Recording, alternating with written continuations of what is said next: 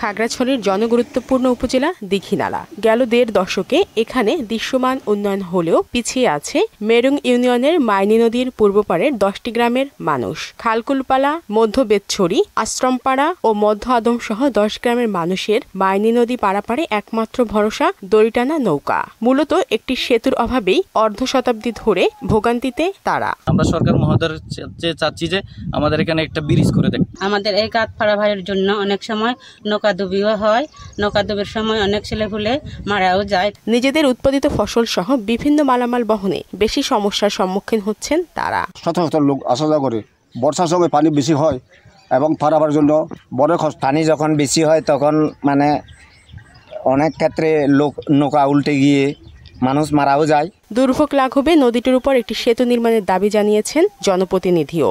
আমি আগামী উপজেলা মাসিক সমন্বয় মিটিংয়ে এই গুরুত্বপূর্ণ সেতুর কথাটি তুলে ধরব এবং জনবহুল এলাকা এখানে একটি সেতু হলে খুবই জনগণের উপকার হবে।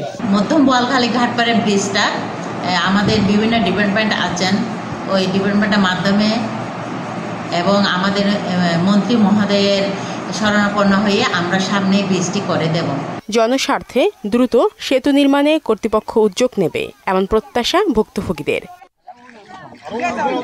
শারমিন স্বর্ণা, মোহনা সংবাদ। সুদবিহীন ব্যাংকিংয়ে আত্মশুদ্ধির পথ এনআরবিসি ব্যাংকের ইসলামিক ব্যাংকিং আল আমিন।